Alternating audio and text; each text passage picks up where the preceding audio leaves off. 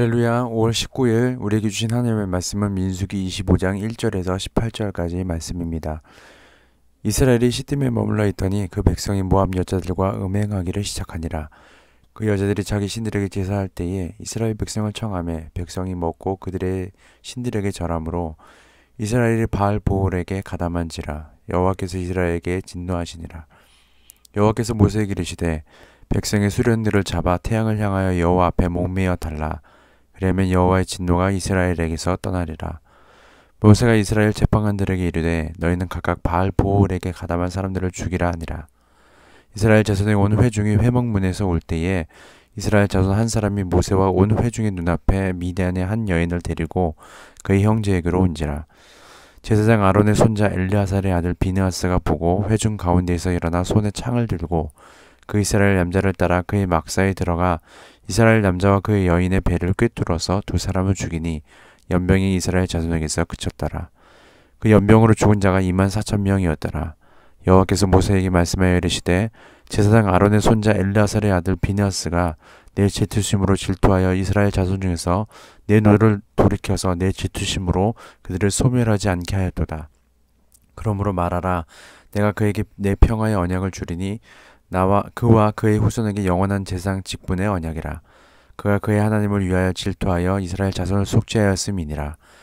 죽임을 당한 이스라엘 남자 곧 미디안의 여인과 함께 죽임을 당한 자의 이름은 시므리니 살루의 아들이요 시므온인의 조상의 가문 중 한 지도자이며 죽임을 당한 미디안의 여인의 이름은 고스비이니 수르의 딸이라. 수르는 미디안 백성의 한 조상의 가문의 수령이었더라. 여호와께서 모세에게 말씀하여 이르시되 미디안인들을 대적하여 그들을 치라. 이는 그들이 속임수로 너희를 대적하되 보올의 일과 미디안 지휘관의 딸 곧 보올의 일로 연병이 일어난 날에 죽임을 당한 그들의 자매 고스비의 사건으로 너희를 유혹하음이니라. 아멘. 음행의 제약을 처벌한 의로운 행동이라는 제목으로 함께 말씀을 나눠보도록 하겠습니다. 그토록 관락과 발람을 통하여서 이스라엘을 저주하려고 하였지만 하나님의 인도하심 가운데 저주하기보다 오히려 축복하였던 발람이 이제는 발람의 교활한 속임수로 시딤에 머물던 이스라엘 백성이 바알 보올에 가담하여 음행하게 됩니다.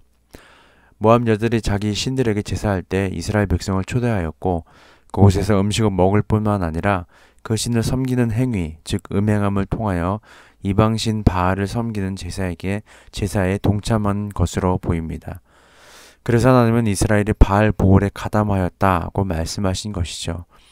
어쨌든 하나님은 이 이스라엘의 이 음행, 이방 여인들과 음행하고 다른 신을 섬기는 음행하는 일을 통하여서 진노하십니다.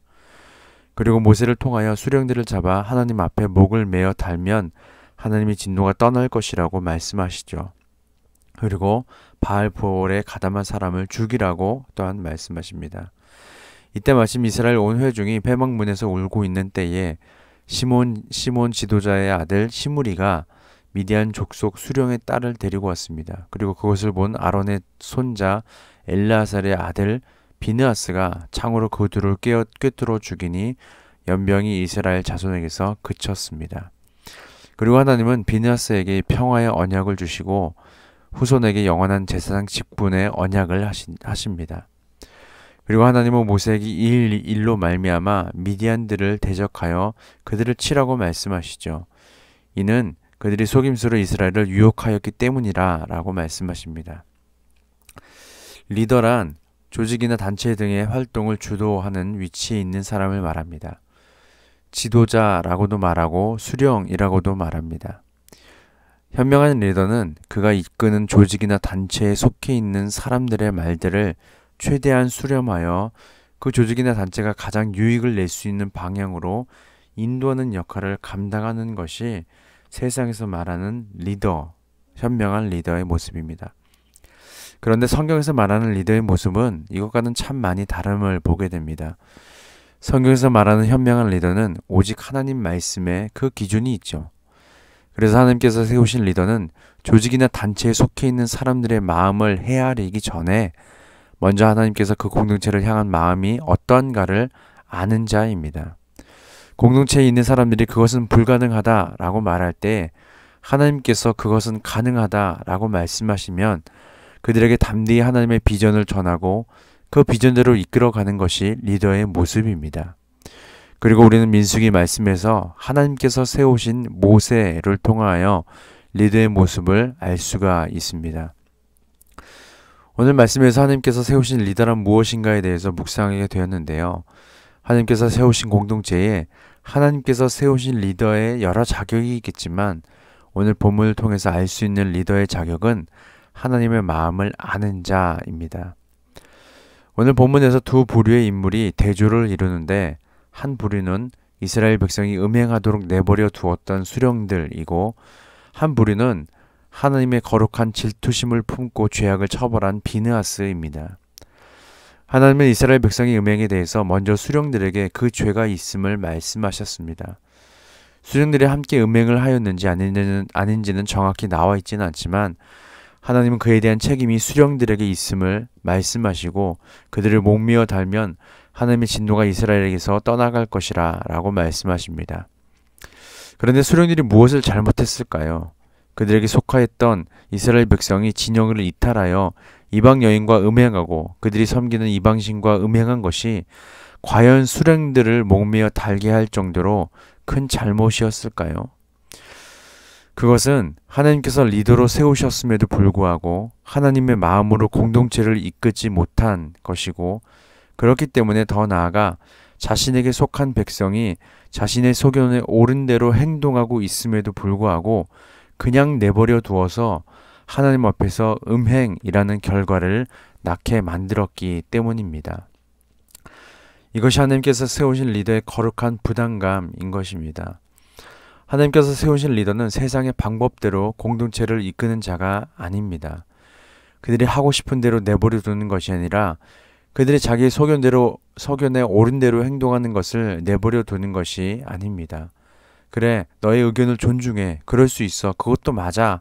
그게 아니라 먼저 하나님 앞에 그 문제를 가지고 그것이 과연 맞는지 살펴보고 하나님의 마음을 알고 담대함으로 공동체를 이끌어 가야 하는 거룩한 부담감이 리더에게 있어야 하는 것입니다. 하나님께서 수령들을 심판하신 것은 어쩌면 수령들이 세상의 리더와 별반 다를 바가 없었기 때문일지도 모릅니다.